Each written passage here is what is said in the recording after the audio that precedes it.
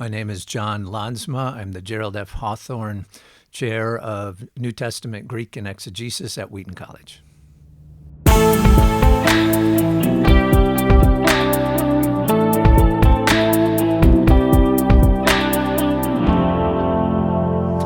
Jon Laansma. Jon, great to see you back on Exegetically Speaking. Great to see you on campus. I'm on campus. I can't believe it. Here we are down in the basement on a almost prototypical fall I almost day. said bowels of the building, Yeah. but it's not. It doesn't really have bowels exactly. If it wasn't so windy, we should be outdoors.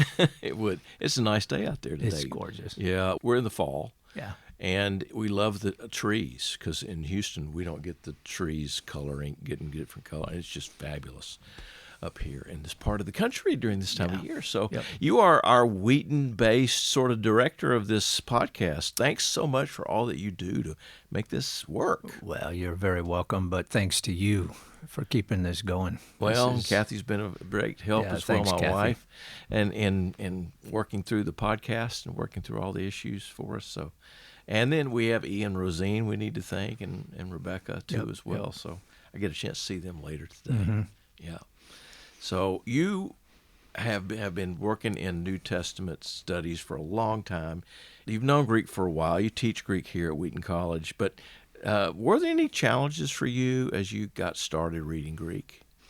When I first started, mine may not be a typical story. It wasn't actually that hard. It had to do with a bigger story of my spiritual pilgrimage. But when I hit Greek, it was kind of a casualty of my zeal academically at the time. And one of the... I've never heard of that, casualty of my zeal. I love that expression. Well, one of the magic ingredients, the things that you need to learn Greek is just determination, stubbornness, persistence, consistency, and I had all those things. So acquiring Greek initially was pretty straightforward and enjoyable. The hard part came later. After I went through 2, 3, 4, 10 years of mostly exegetical studies, exegetical work.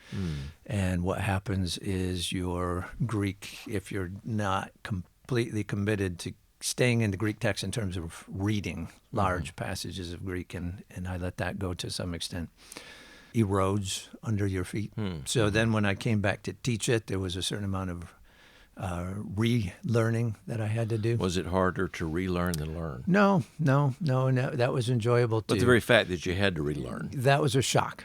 Yeah. I hadn't realized how much I had forgot. Yeah. Right. Yeah.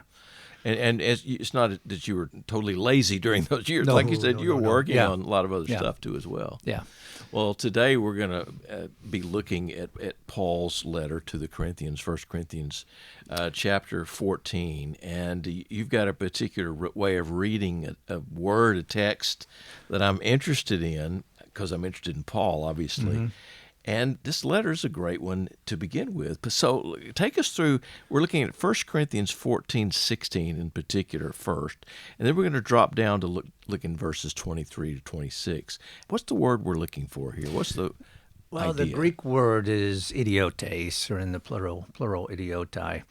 And it occurs in chapter 14, verse 16, and then again in verses 23, 24, and just a couple of other times in the New Testament. It sounds like the English word idiot. That's the way I took it the first time I Which saw does it. derive from it, but the connotations are not the same. Okay. So we shouldn't see that word idiotais and think immediately, idiot. No. Okay. No. All right. So what would we recommend then? Well, the way that phrase in verse 16 is translated in the NIV, in the new NIV, is how can someone else who is now put in the position of an inquirer say amen to something they hear spoken in tongues within the assemblies? So it's translated as someone in the position of an inquirer. In the old NIV, the same phrase is translated as, if you're praising God with your spirit, how can one who finds himself among those who do not understand? So instead of the position of an inquirer, it's those who do not understand. In the KJV, they translated as, how shall he that occupieth the room of the unlearned say amen at thy giving of thanks. So unlearned. Unlearned. Yeah. Let me get that right. I'm not sure I can say that word. Unlearned are those who the idiotai. Are the idiotai. And then again in the ESV in verse 16, it says, how can anyone in the position of an outsider, translation of the same word, say amen? Okay, so that's pretty different. The room of the unlearned in the position of an outsider. Yep. Or simply doesn't understand. Or just doesn't have an understanding. Or in the NIV, an inquirer. That's pretty. Yeah, what we might call a seeker. So those are very different words, ideas. Right. How did you sort this out? Well, I'm still in process of sorting it out, as everything else in the book. And as you would expect, the word allows those different meanings, which is why it's translated in different ways. And the context here in which it's used in verse 16 and then 23 and 24 sends some different signals as to who's in mind. At bottom, the idea of the idiotes is that this is what you could call a layperson or an amateur. So as opposed to the king, a commoner, someone, for example, who's not a professional physician or philosopher or orator, but a layperson in respect of them, someone untrained or unlearned. That's the basic idea of the word, but it can be used in some of the texts outside the New Testament in almost a technical sense for an initiate to a religion, someone who's there and may participate but is not fully a member of that sect or group. And I guess that's where you get the idea of the inquirer. Yeah. Because that person's interested to some degree, he's asking questions, but just doesn't really have any answers quite yet. So when you take those options and you bring them into 1 Corinthians 14, and you look at verse 16 on the one hand and verses 23 and 24 on the other hand, again, the signals are kind of mixed. In verse 16, the signals are fairly clear that he's talking about a believer, because this is someone who could potentially say the amen. Presumably an unbeliever wouldn't do that. The only obstacle here is that they can't understand what's being said because it's spoken in the spirit or in tongues. And he also says that they could potentially be edified, which he usually uses as something that could occur to a believer, to a fellow Christian. They could be built up or edified. So it sounds there as if he's talking about believers. But when you get to verses 23 and 24, both of those verses pair the idiotes with an unbeliever. So if unbelievers or idiotai, or if idiotai or unbelievers enter, it's reversed, and one time it's plural, one time it's singular. But it's being paired with unbelievers. So the question is, what are we talking about here? And then additionally in verse 16, he uses this fuller phrase, the one who fills ton topon, the place, the location, or the position of the idiotu there, the idiotes. So the question there again is, what does that phrase mean leading up to it? So there are those who think maybe what's in mind is a catechumen because of that technical sense. And then they would even go so far as to say that that phrase fills the place refers to a literal location in the room. So maybe you had the baptized believers in one part of the room, some unbelievers over here in a special location for these idiotai within the room.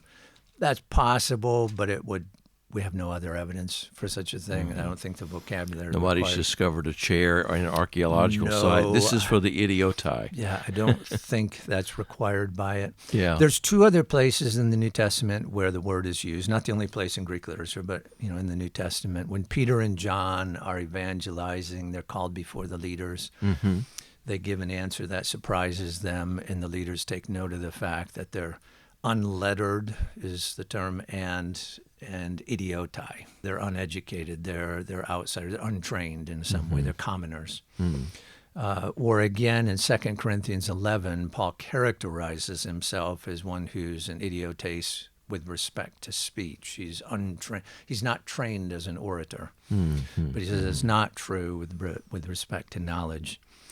So when I look at 1 Corinthians 14, these two verses, I suspect, especially in light of verses 23, 24, that he has in mind unbelievers, probably making a distinction between unbelievers who have not yet actively rejected the gospel. They have not yet had it explained to them.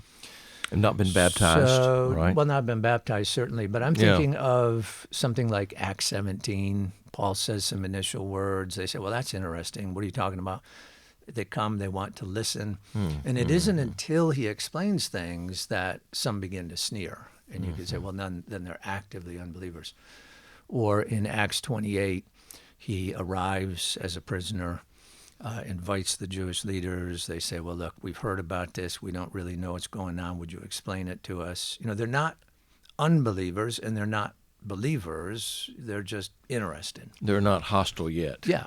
Some will become hostile. Yeah. To the message in Acts, of course. And I suspect that makes good sense out of verses 23, 24. So these idiotai and apostoi, unbelievers, are all unbelievers within the church, but some of them are more open, haven't yet taken a stance, haven't heard this or had it explained to them before. And then back up in verse 16, when he says the one who fills the place of, well, that term for place can have a metaphorical sense, a position of, or is in the role of this person who doesn't yet understand what's going on. Not necessarily a physical seat within the room. Yeah, no. Or a room itself. Right. No, the room of the unlearned. Yeah. Right, kind of stuff. Yeah.